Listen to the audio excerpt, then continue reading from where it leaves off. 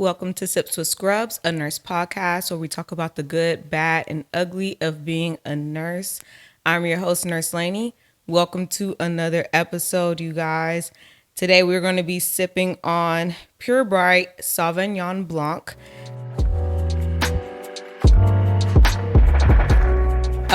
I've had this several times before on the podcast, so I am familiar with it. I actually didn't give y'all an update the last time that I drank it because I told y'all I was drinking it for the first time chilled. So I never told y'all how I liked it chilled versus not chilled. So I do actually like it better chilled, so I'll be doing that from now on. And Sauvignon Blanc is cool, but I do prefer Pinot Grigio. So I don't know if I'll be getting this again, but it's not bad if you are a fan of Sauvignon Blanc. The good thing about the Yellowtail Pure Bright is that it is 80 calories per serving. So I don't know if you guys watched previous episodes, but I mentioned that it's like a low calorie wine, and I think it's like, like gluten free and all of that other stuff. So that is what we'll be sipping on throughout today's episode. Go ahead and grab you a glass of wine, a cup of tea, water, coffee, whatever you want to sip on throughout today's episode, and we are going to get into it. So today, Bat Scrub is debatable on whether or not she's a Bat Scrub. I'm going to let you be the judge. So today's Bat Scrub is Tracy McCarter. And I do want to give trigger warnings for these because, as I mentioned in the last solo episode, I am a true crime girl. So I'm like into that. But everybody might not be, and I want to be mindful of other people and their feelings and things like that. So I'm going to start kind of giving the trigger warning before, I go into the story, just in case you guys want to skip this part of the episode. But this story does involve domestic abuse and murder. So if you're not comfortable with listening to that, then go ahead and skip a couple of minutes forward, and then meet me at what will Laney do. But right now we're about to get into Bat Scrub. So like I said, this one is debatable on whether or not she's a Bat Scrub, and I'll let you be the judge of that. Today's Bat Scrub is Tracy McCarter, 46-year-old mother of four. So she actually worked at New York Presbyterian Hospital and was enrolled in Columbia University's master program when this crime occurred. Prior to this, she had no criminal record. So from what I read about her story, she had recently, recent is subjective, but she had separated from her husband, who did abuse her throughout the relationship, more likely when he was intoxicated. So she had been separated from him for like 7 months. She had got her own apartment, everything, was still doing her master program and all of that. And this incident actually did occur right before the pandemic. So McCarter claims she stabbed Murray in self-defense when he showed up at her Upper West Side apartment drunk and attacked her, demanding money. The couple was living apart because Murray's untreated alcoholism. So like I mentioned, they were separated, and apparently it was a thing where he would show up at her apartment complex whenever he was drunk. And this particular time, from what I read from one of the articles, he left his wallet at home or something like that, didn't have his keys. So she let him into his apartment to sleep it off, basically. And he was asking for money, and she told him no, and that's when he attacked her. And then with that, she ended up stabbing him in the chest. So after that, McCarter called 911 and was performing CPR on Murray when police arrived. So he did end up dying, and they charged her with second degree or intentional murder at the time of his death. So she's going to be on trial, and if she is charged for more murder, I don't know why I keep, y'all know I be tripping sometimes. She is charged for murder. She'll do 25 years to life. So that's today's Bat Scrub. I don't know. I understand. I always feel like I kind of like understand where, like, how people get themselves in these situations, especially this particular situation, because it's like, I'm not gonna just be letting you whip my ass. Like that's not what's about to happen here. So what can I do like as a woman versus a man? Like I'm gonna have to pick up a weapon. And I'm like, okay, she stabbed him. She was doing life performing or life saving measures at the time of their arrival. So it's like, okay, it's not intent to kill to me. So it's just like, okay, like, but I'm just not gonna let you beat on me. You know what I'm saying? Like, that's just not what's gonna happen. So I'm like, he died after. It's not like she stabbed him more than once. I failed to mention that though, but when I was reading it, they said she only stabbed him once. So I'm just like, okay, like, is taking a life right? No. But I'm like, come on, really? So throughout my readings, I also saw that some people felt like she should have been charged for manslaughter instead of second degree, but they already had went forward with this charge. So I'm actually recording this some months before this episode drops. So by the time the episode drop, the trial should have already occurred. If you guys want to follow up on it, definitely let me know down in the comments what happened with this case. They said they ended up having to push it back to fall of this year. Another thing I've learned with all these trials and stuff, I never realized how long stuff takes to come back around.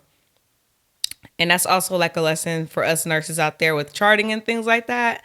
Cause it's like all these cases are like 2-3 years plus out, they never like are like, it's not ever like real time. It's like way later when stuff comes out. So it's just kind of like, man, it's just like, how are you supposed to remember anything? How are you supposed to have any type of context other than your charting? So it's just like, geez, Louise, you got to be careful.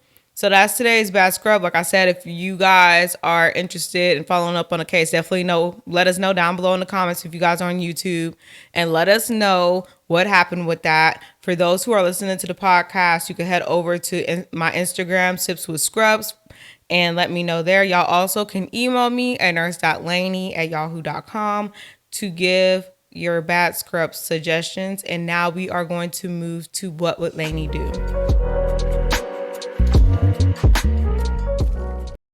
Okay, so today's what would Laney do is a long one, so hang tight. And it reads as follows.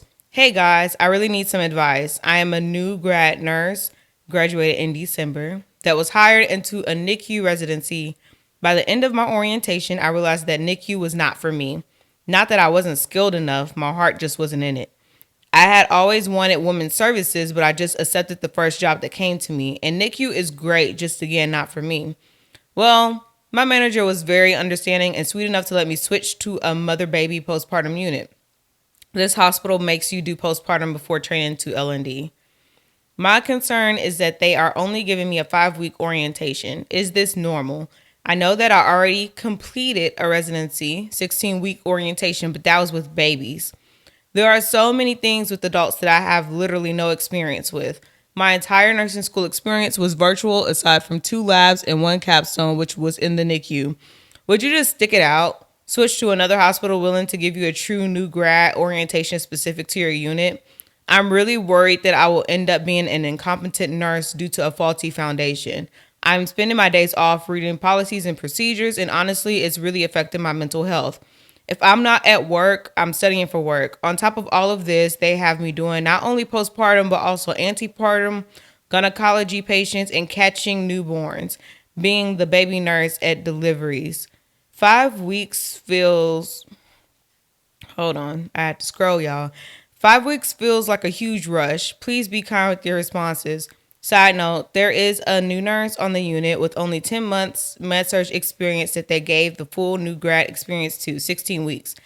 It just seems unfair when I've only had 3 months total nursing experience, and the entirety of that was spent solely on babies and with a preceptor. So I have to let me skim over this as I'm talking to y'all so I can remember everything. So she did a NICU residency. She completed it. That was a total of 16 weeks. Now she switched to a mother baby postpartum unit, and they're only going to give her a 5-week orientation. So, the thing about it is that everybody residency program is different. So most residency programs is a total of a year. And I'm guessing what she's referring to is like the first part of it, because I've learned from Allie, if you guys watched that episode, hers is kind of more intertwined than mine was. Mine was like strictly like a classroom portion for like some odd months. And then we did like the orientation on the floor. So I'm thinking like she did a classroom type section where they actually learned about the health topics and whatnot. But and then she did the orientation on the floor in NICU, and that's when she found out it wasn't for her. And so now, once she completed all that, now she's just getting the 5 week orientation, which is just on the unit. So I do kind of understand what she's talking about, because she's saying like that was just all babies, and this is mother babies. So now there's an adult female that just had a baby. So she feels like she needs some of the, it's not clinical experience, but like the classroom portion. Like she feels like she needs to follow up on like what the complications are, blah blah blah blah. And the 5 weeks is not enough. 5 weeks always sound like a long time, but if you're just orienting on the unit, that's just literally like 15 shifts. So I mean, it's just like it's perspective, especially as a new nurse. So I'm kind of like not sure, because I feel like that you should go with what you think you feel like you need. I feel like she's studying on her time off and she's making the most of it. So I'm feeling like, do you need the classroom portion that's a sit down designated, this is this is that, this is what you need to look out for, if you're already doing that on your own? I feel like as a new grad, regardless if you've got this whole 16 weeks or not, most people still feel unprepared, and that's just because we're uncomfortable with being on our own. And if you're, I don't want to say if you're good, but if you have an understanding of the gravity of the situation, that other people's lives are in your hands, you're like skeptical and you're like concerned, but that concern is what makes you a good nurse. So I don't know what to really tell her about, should she stick it out or not, because I feel like this kind of goes back to what I've said before on a lot of other episodes about knowing yourself. I feel like that's only a decision that she can make, because you're the only one that's having to live this, and you're the only one that's responsible for the decisions that you make. So I feel like if you feel like there's a gap between you and other people that are new people on your unit, or like that, then maybe you should try to ask for an extension or something like that, since you didn't get the full new grad experience. I also probably would ask my preceptor what they think. Like, do you think that I'm ready to be on my own in a couple of weeks? Like, what do you think I should do?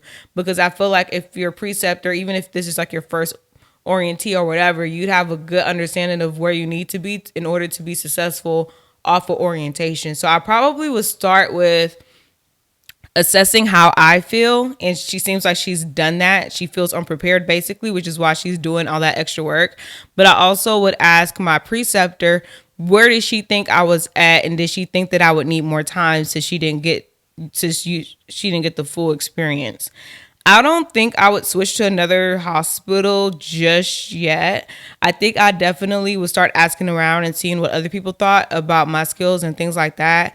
And go from there. And so I would still try to stay at my same hospital. It would only be, the only way I would move to another hospital is if you feel like if your preceptor says you're not prepared, you feel unprepared, and they don't agree to give you an extension or whatever. But that's highly unlikely. They want you to work on the floor, but at the same time, they're liable too. So I don't feel like they'll just throw you out there if you're expressing like, hey, I don't feel comfortable taking care of patients. I don't think it'll be safe, and things like that. And if you express your concerns and, CC the appropriate persons and stuff like that, I don't think they'll be like, oh no, you have to start now type of thing, especially given that you had just got there. So that's my suggestions. You go leave yours down in the comments on YouTube and again on Instagram for those who are just listening. But that's how I feel about that. Definitely let me know what you think, because I know what I think. But I'm very self-aware, and I could tell sometimes, like with me, like if stuff is just me being like, okay, I'm just anxious because this is new versus I feel unprepared. That's not like, that's two different feelings for me. So if you know yourself to that extent, then you'd be able to be like, okay, this is just nerves. It's not that I don't know what I'm doing type of thing. But I feel like she should be okay because I'm like I said, you're spending time off on your off days, like doing research and things like that. So I'm like, I feel like it should be fine, but that's definitely the route I would take if I were her, just to cover all my bases.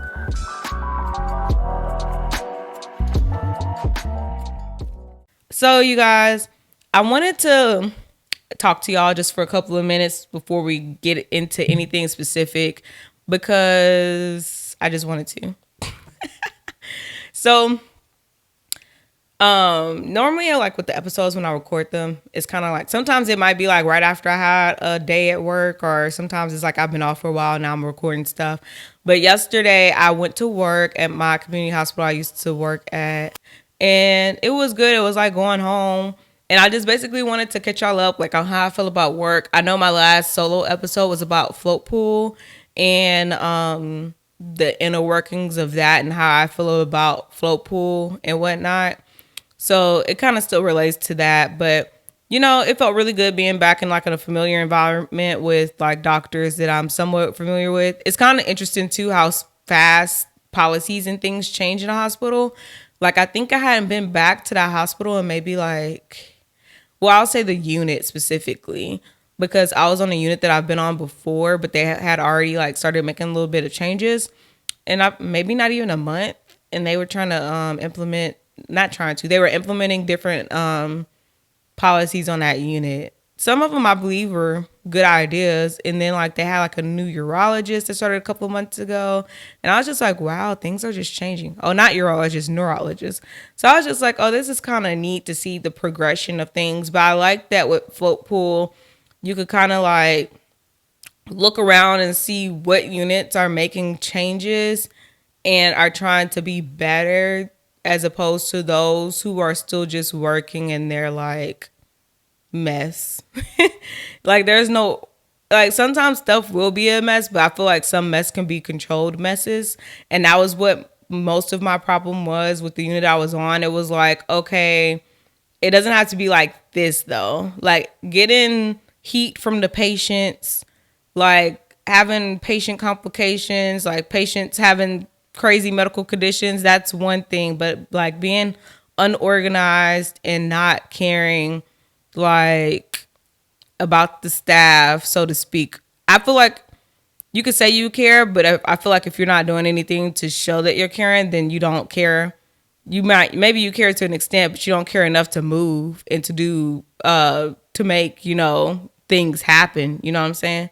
So that's just kind of how I feel about it. And I didn't feel like they cared. So I'm like, I don't want to work for people who don't care. So float pool is the best thing for me right now, mentally where I'm at with nursing, because it's just like we deal with so much. Some stuff we shouldn't have to deal with. And that's just how I feel about the nursing community right now. I'm like, there are some changes that could be made. And I like floating because I get to see what's going on without actually being involved in the mess.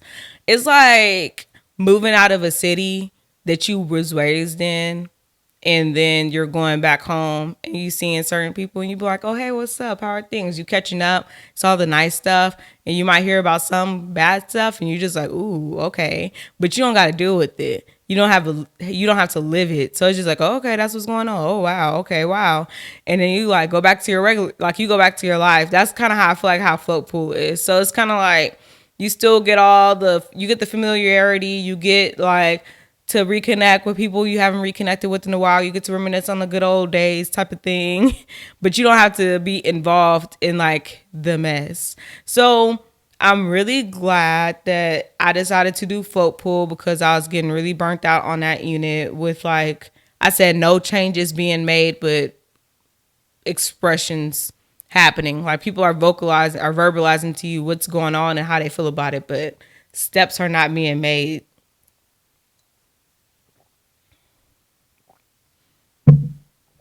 So that's just how I feel about it. But I did go back there yesterday. Yesterday actually wasn't too bad of a shift. I don't know about y'all, but like me as a nurse, sometimes it's like I don't really care if the patient has like some medical issues going on that are like I'm having to do work for. Like that's fine. And not that I want that to happen, but I'm like me doing like actual work is never really the issue. Sometimes is it annoying after I already went in the room and now you want to order all these labs? Sure. But it doesn't even really matter to me in the end. But more so concerns me, like I was stating before, is more so just like management and like whoever like puts the structure in place. And it's like, why would you do this like this? Like, why are you giving me more work to do and not alleviating more work? Oh, so a good example of that is like now at this facility or at all the facilities I work at now, they're stressing administering insulin within 30 minutes of people taking blood sugar, which sounds like a good thing. It sounds right? It sounds like it makes sense. Now you have a 30-minute window and they like tell you like, okay, if it's not within the 30 minutes, then you need to recheck it. That sounds fun, right? Okay. In practicality, it's like anything could be going on in 30 minutes. You could be having 4 out of your 5 patients being blood sugars. You know what I'm saying? So it's like, what, at this point, am I making a new round just to administer insulin? Perhaps. I guess that's one solution for it. But that's also an additional round that you didn't have to do, so to speak. And then most of the time you're doing insulin at the beginning of the shift at this facility. I've been to other facilities where night shift actually gets that first round of blood sugars for the oncoming shift and they give them insulin. But at these other ones I've been at, they don't do that. The morning shift is the one who checks the blood sugars. So the issue with this is that at my, well, actually they're not all the same, but at a couple of them that I work at, the patient is able to order their tray whenever and they bring them up their tray whenever they order it. It's not like they like take all of the patient's orders and then they deliver them all up like at 9:00 or something like that. No, it's like when you order it at 7:30, okay, you might get your tray at 8. Now, if you're a nurse, you might understand that, like, okay, so that means like the trays can come whenever. And if they're diabetic, it's like, hold on, wait, don't eat that. Hold on, we got to check your blood sugar. Okay, now hold on, I got to go get your insulin. So in practicality, it sounds nice, but at the same time, it's like the logistics is not logical. Like, it's very difficult on our end to carry that out with that. Now, what I have seen some people try to do to alleviate this is that the tech will call the nurse and tell them what each blood sugar is when they check it. Like right after they check it, they'll say, hey, like the blood sugar is 249 or whatever. And like that's cool too. So at least now you get a heads up, because that was another issue, because like, okay, there's no communication. Not all techs do that. That should be standard if this is what is happening. So it's like some techs, they'll just like take all the blood sugars and then like plug their machine thing up and like, oh, it's in the system. You can look up the chart. You can look at the chart type of thing. And it's like, okay, well, I might be in another room right now, you know, cleaning the patient, or like something else is going on and I don't know the sugar. But even with that, you could be telling me the sugar and I'm still not going to be able to get to that patient in a timely manner, because like other things happen, especially during shift change, like right in the beginning of the shift. Sometimes there's like a lot of other things going on and like that you have to attend to, like, oh, I got to go get blood cultures. Oh, this patient, they're having like this high blood pressure of 190. They don't got nothing ordered. I have to go talk to the doctor type of thing. So it's just like, it makes sense theoretically, but actually like carrying it out is like, if you're going to put one thing in place, you need to put other things in place so that it can actually like work.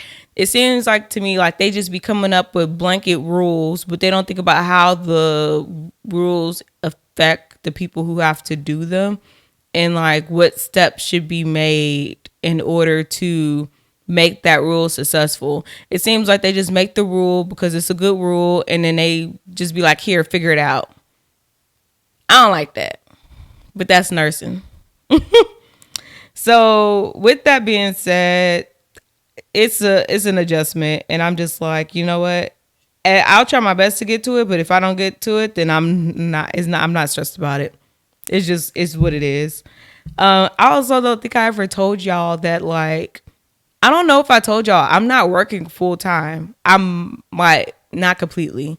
So with the float pool, or really with anything, you know, you could do PRN or full time, part time or full time. So with my position, it's really PRN or full time. So I did mention before that you have to work 9 shifts out of the 6 weeks, which would come out to basically like 2 shifts a week. But it's not like you have like the minimum is 9, but you could work up to as many as you want to, and you could do overtime. So that is a thing. So I just wanted to talk to y'all about like how I feel about doing like PRN now, because I've not been doing full-time hours. Like last week and this week is probably like the second time I've worked a full paycheck, like full-time amount or whatever. And I really like it. I feel like I'm at a place now where I'm ready to work like 3 shifts steadily. If y'all can recall, I used to work overtime before this position like a lot. And then when I got this position, I was working like 2 a week, 1 a week, especially when I found out that like my 4 shifts now is what my full time used to be. I start kind of just doing that. But now I'm like, okay, I think like, you know, I'm in a place now where I can like work full time, and like I don't feel any type of ways about it. So I don't feel like as burnt out as I was before. I feel like good about going to work and, you know, doing things again. So I just like the opportunity of working PRN. I guess the bad thing about PRN, if you're not like married or anybody's insurance or whatever, is the insurance aspect. But there is the option to get like private insurance, but it's normally more expensive.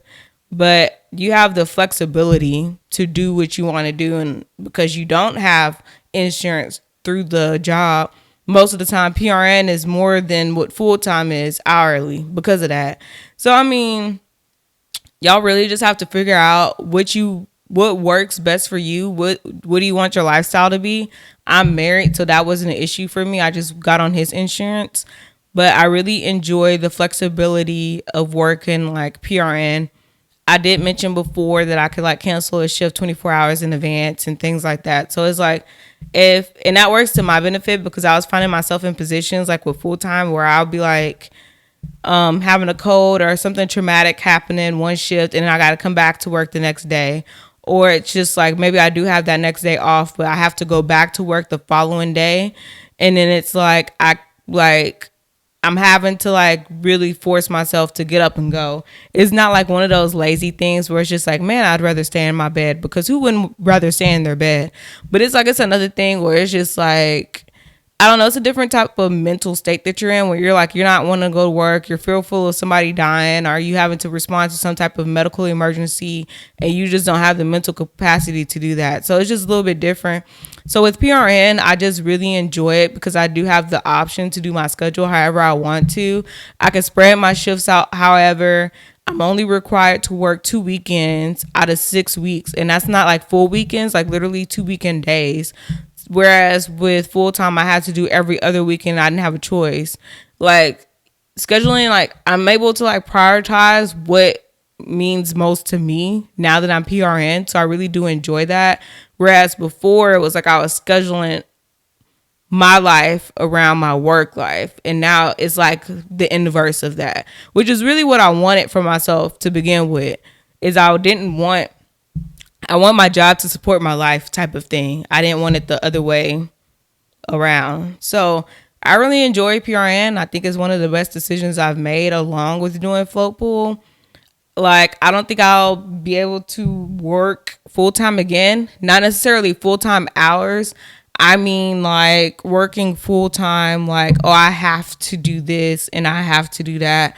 I got to work all these holidays and I got to go do this or whatever. I didn't really care for that. Like, I'm a very like family oriented person. So like working like Thanksgiving and Christmas and stuff where people you don't even get to see your family like all come together like that. And those are normally the times where people do that, especially like people that are out of town and stuff like that. Like those are the holidays everybody has off, you know what I'm saying? And now I gotta go to work. Like I don't have to do that anymore. So I'm very like glad about that. Only got to work one minor holiday and one major holiday. So that's perfect for me. So I'm just like really happy with that decision. I did mention last time that I do have my Sundays back. So that was a really big thing to me too, because I was missing church and church events, and church means a lot to me. That's like my therapy. Like that's where I get my life right. Like, all right, I can do the rest of the week now because I didn't got to go to church. You know what I'm saying? Helps me prioritize like my life. So I'm just like really happy with where I'm at now, work wise.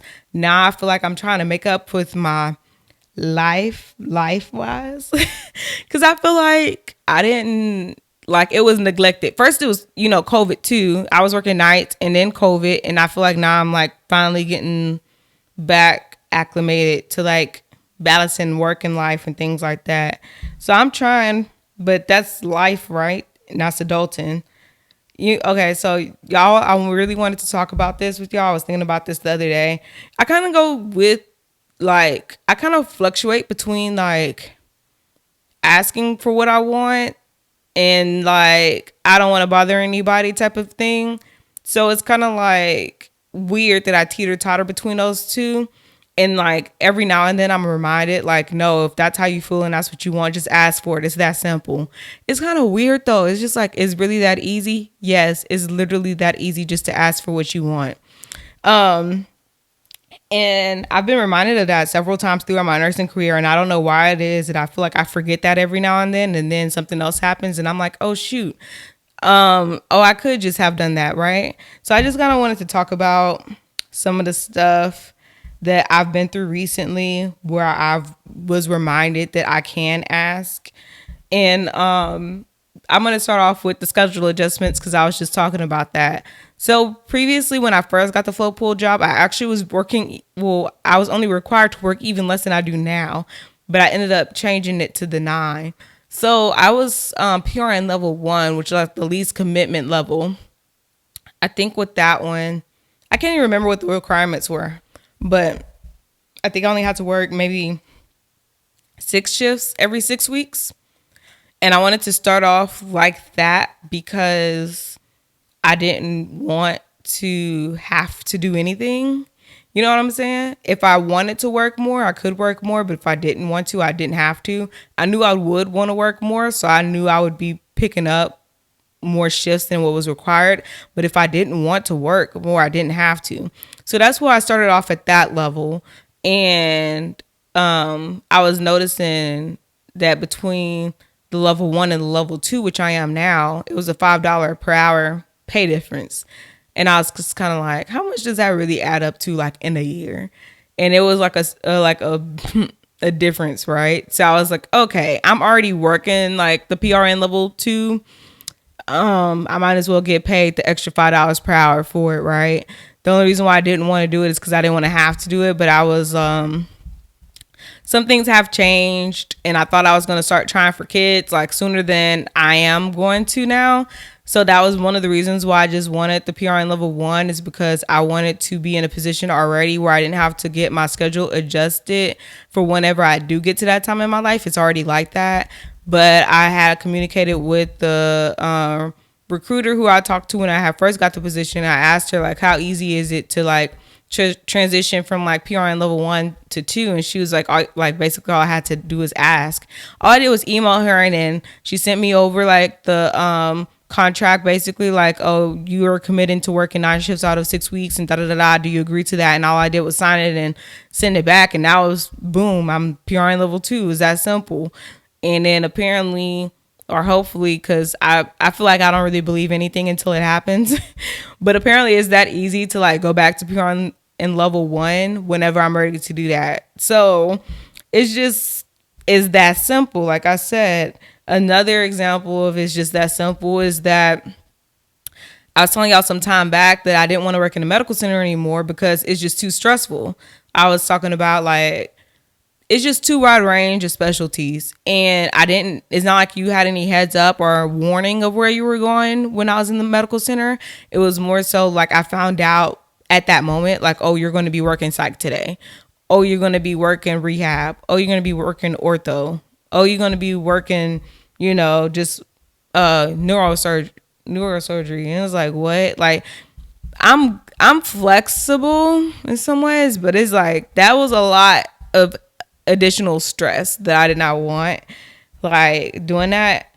So I was just like, you know what? I don't want to do this anymore. I didn't want to do it to begin with. I never wanted to work in a medical center. I've never wanted to work in a medical center.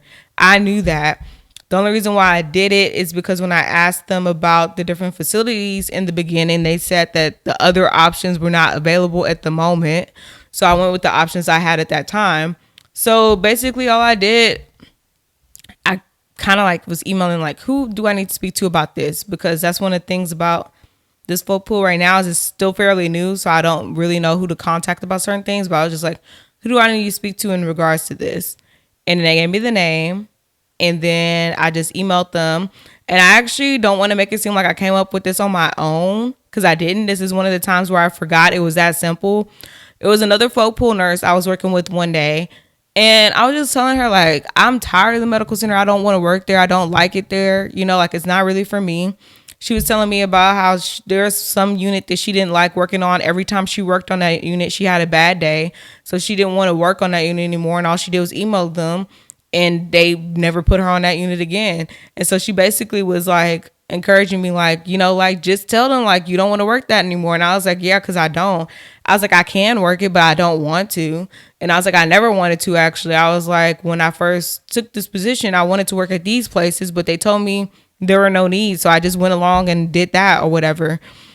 So she was like, just email them. So I ended up emailing them at work. And it's so funny. It's just kind of like, we're all looking at the email to make sure it sounds professional, but I'm like stressing to them like this is not an option type of thing.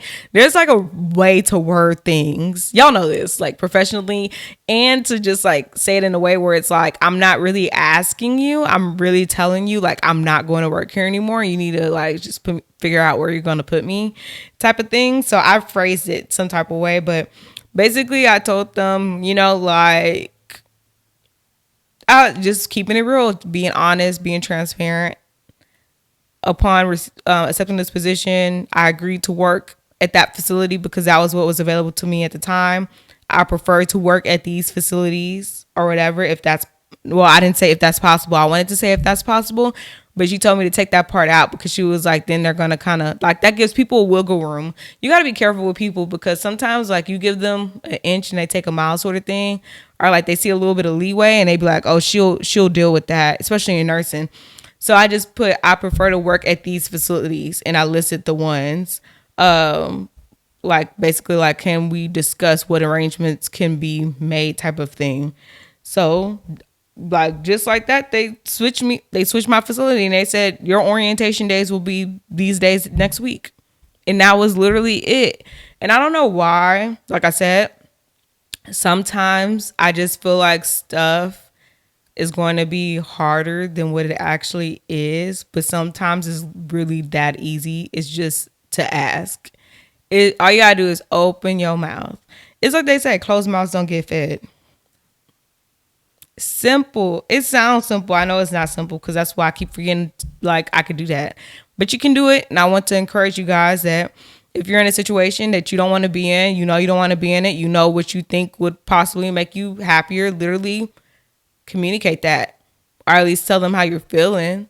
And the crazy part is when I was doing these more recent examples, I remembered that I did that before in nursing.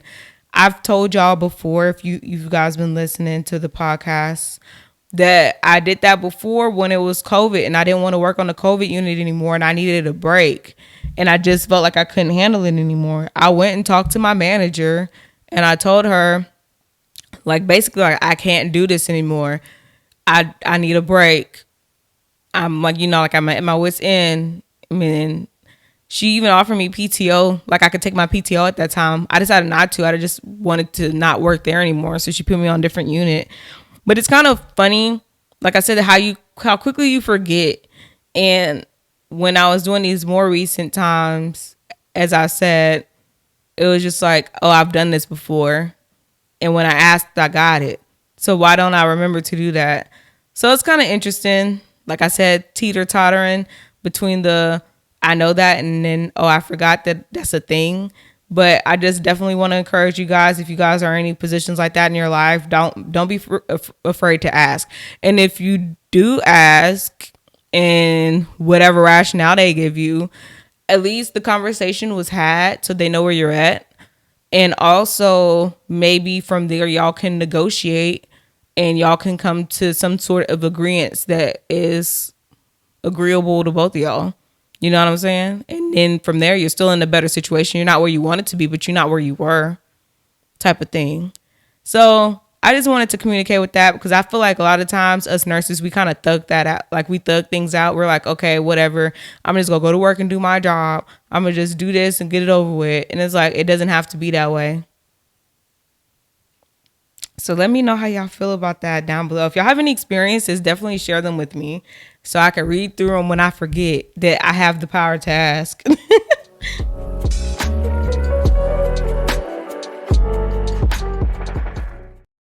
All right, you guys. So now we are going to scrub and sip.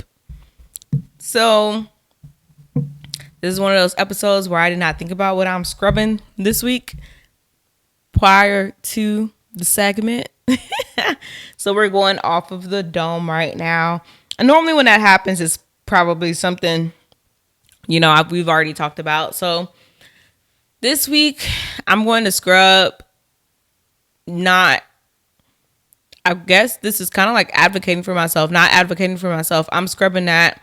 I'm scrubbing not, being my best advocate. Like I'm advocating for other people for what they need. And I'm like serious about it. Whereas with myself, it's more hesitation. And I think it's just because I know my capacity and that I can handle a lot, but I'm scrubbing having to handle a lot because you don't have to.